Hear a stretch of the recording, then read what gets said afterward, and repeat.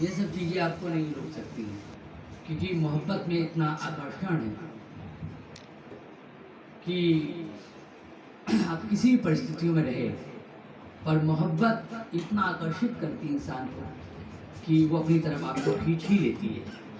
और मैं 2 दिन से थोड़ी फिजिकल फिट नहीं था, जैसे सब लोगों को वायरल होता है वैसे मुझको भी हुआ। तो फ़र्क ये कि वो लोग बैठ जाते हैं, लेट जाते हैं, लेकिन उसके बावजूद भी खुदा का शुक्र है कि वो हमको हिम्मत देता है कि हम उन परिस्थितियों पे पकड़ बनाए, उसको काबू में कर सके। आपको मालूम है मसीह जो लोग हैं, बाइबल में लिखा है, एक आयत लिखी है और वो आयत आपको मिलेगी 2 Corinthians उसका 2nd चैप्टर 14 वर्स में लिखा है, परंतु परमेश्वर का धन्यवाद हो जो मसीह में सदा हमको जय के उत्सव में लिए रखता है और अपने ज्ञान की सुगंध और हमारे द्वारा हर जगह फैलाता है ना। इसको सुन लिया होगा आपने, समझा कुछ नहीं होगा।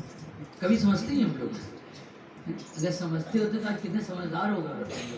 हर संडे हम चर्च आना, वचन सुनना, घर चले जाना, फिर 1 घंटे बाद वचन भूल जाना। तो जिस दिन आपको चीज़ें समझ में आने लगे, आप समझ लीजिएगा कि आप बिल्कुल सही जा रहे हैं। इसको बहुत अच्छी बस लिखी है, परंतु परमेश्वर का धन्यवाद जो हमें सदा जय के उत्सव में लिए फिरता है। अब जय का उत्सव क्या होता है, आपको ने लास्ट टाइम बताया ना कि जहाँ पर जय मनाने वाले लोग हो, यानी कई बार हम किसी की मिट्टी में जाते, गमी में जाते, तकलीफों में जाते, बीमारी में जाते, वो वहाँ माहौल वहाँ का गमी का होता है ना। कोई वेंटिलेटर पे आपका अजीज लेटा हुआ हो तो वहाँ पर आप हंस नहीं सकते, ज़्यादा हंस के बातें नहीं करते। चीज़ें हंसना मना नहीं है, लेकिन वो जगह नहीं है आपके हंसने के लिए। किसी की मृत्यु हो जाती है, आप जाइए वहाँ पर, वहाँ बात ठहके नहीं लगा सकते, क्योंकि वहाँ का माहौल दूसरा है। आपको उनके शोक में अपने शोक को प्रकट करना पड़ता है। लेकिन बाइबल बताती है कि प्रभु का धन्यवाद हो कि वो हमें क्या करता है, जय के उत्सव में लिए पड़ता है।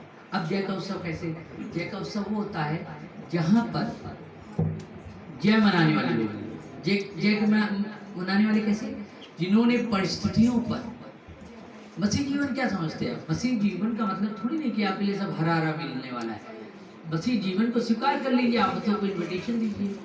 जैसे ही आप मसीह जीवन में प्रवेश करेंगे, एक अच्छा जीवन जीने लगेंगे, वैसे ही आमंत्रित करेंगे आप समस्याओं को। लेकिन आपको बता दें कि इस समस्याओं पे जीत को हासिल करना ही मसीह जीवन है, कि वो हमें जय के उत्सव में लिए है।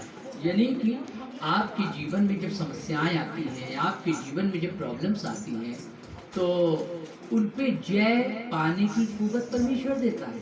परमेश्वर आपके जीवन में बीमारियां नहीं रोकता है, जैसे परमेश्वर आपके जीवन में दुखों को आने से नहीं रोकता। ये सब चीज़ें तो आपके लाभ के लिए होती है ना। बिना टेस्टिंग जब एक नौकरी तक करते तो आपको इंटरव्यू देना पड़ता है ना, कि वो जान सके आप योग्य व्यक्ति हैं कि नहीं हैं, इस काम को आपको सौंपा जाएगा आप योग्य हैं कि नहीं हैं। ठीक इसी तरीके से जब मसीह जीवन जीते हैं तो उसमें बड़े एग्जाम्स होते हैं, बड़ी परीक्षाएं होती हैं, सिर्फ इसलिए कि आप परमेश्वर में खरे हैं कि नहीं है। बाइबल में लिखा है, बुलाए हुए तो ढेरों हैं पर चुने हुए कम है।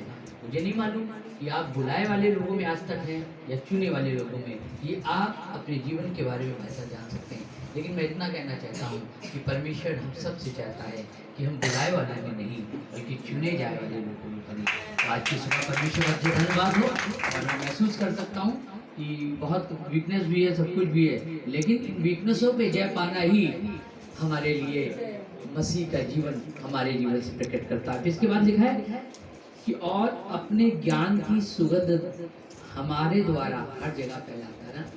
अब सुगंध कैसे आती है, मालूम सुगंध कैसे आती है, बिल्कुल मैं ऐसे बता दे रहे हैं। एक जीवित व्यक्ति है, उसके पास से दुर्गंध तो कम से कम नहीं आएगी ना, लेकिन मरा हुआ व्यक्ति क्या होता है, दुर्गंध फैलाता है।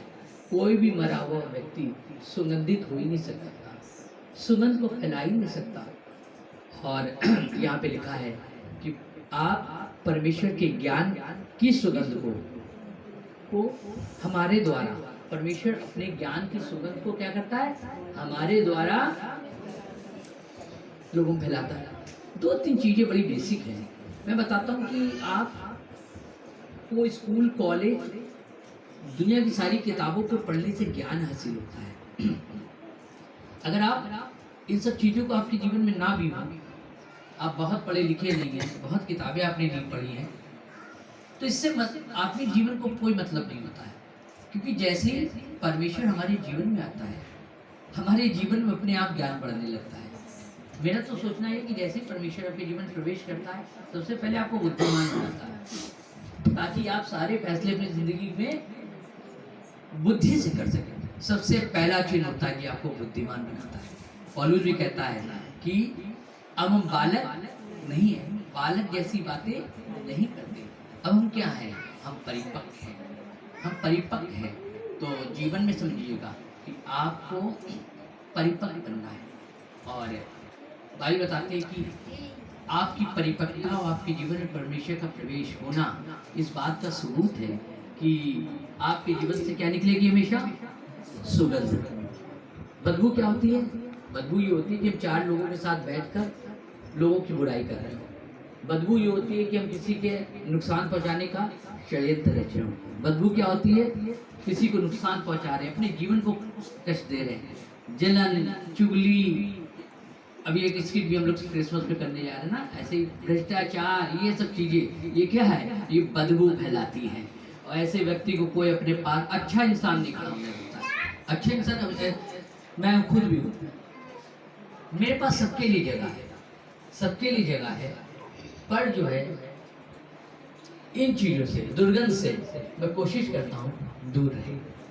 मसीह जीवन एक ऐसा जीवन है जो सुगंध से भरा होना चाहिए ना। जब आपके जीवन में कितनी संकट, मुश्किलातें, परेशानियाँ क्यों ना हो, लेकिन उसके बावजूद भी जब आपके जीवन से सुगंध निकलता, पॉजिटिव बातें निकलती, अच्छी चीज़ें निकलती है।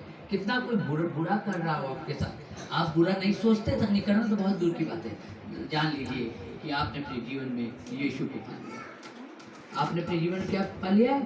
यीशु को। कोई हमेशा अंधा व्यक्ति काला चश्मा लगाता हो और जब उसकी आंखें अचानक आ जाए तो क्या करेगा? चश्मा हटा देगा, चश्मे की जरूरत नहीं है उसको। ठीक इसी तरीके से मैं इतना बताना चाहता हूँ कि अगर मसीह आपके जीवन में, तो बुद्धिमान होंगे, ज्ञानी होंगे, और ज्ञान की खूबसूरती से आप लोगों में परमेश्वर की सुगंध को फैला पाएंगे। तो आपको हमेशा इस बात का ख्याल रखना है कि परमेश्वर आपके साथ है या नहीं है। और ये एक विधि है, जैसे सब लोग हर कौम में लोग इबादत करते हैं, हम भी इबादत करते हैं ना। लेकिन मैं चर्च की डेफिनेशन आपको बता चुका हूँ कि चर्च की डेफिनेशन क्या है। चर्च की डेफिनेशन है सिर्फ गैदरिंग, जो जमा होना, पवित्र लोगों का जमा होना इबादत के लिए। तो आज की सुबह हम खुदा की इबादत करने के लिए यहाँ पे मौजूद हैं, और मैं आशा करता हूँ कि आज जो पहला संडे है, ये क्रिसमस मंथ का पहला संडे है, तो हम विश्वास करते हैं कि आप लोगों को बड़ा एक्साइटमेंट होगा। और क्रिसमस त्यौहार जो है एक ऐसा त्यौहार है, मैंने देखा है या आपने भी देखा होगा अब सोशल मीडिया के माध्यम से या टीवी के माध्यम से, कि दुनिया के हर एक जगह क्रिसमस त्यौहार की पहचान ये क्रिसमस मंथ के शुरू होने से होने लगती है। कई जगह लोग सेंटा क्लॉज की ड्रेस पहनकर घूमते हैं ना, और इसी मंथ में हम लोग कैरल करते, सब कुछ करते। कुल मिलाकर जो दिसंबर का मंथ होता है, ये क्रिसमस मंथ कहलाता है। यानी हम क्रिसमस के मंथ में प्रवेश कर चुके हैं। और आपको आज की सुबह बता दें कि खुदा का धन्यवाद हो कि आज की सुबह मैं परमेश्वर के वचन से आपकी उसकी पैदाइश के बारे में बातचीत करूंगा। और उससे पहले आपको हम बता दें कि कुछ अनाउंसमेंट है। चर्च का टाइम 9 बजे का है, और उसके साथ साथ आपको मालूम है कि सिर्फ संडे या कोई ऐसा डे जो स्पेशल डे होता है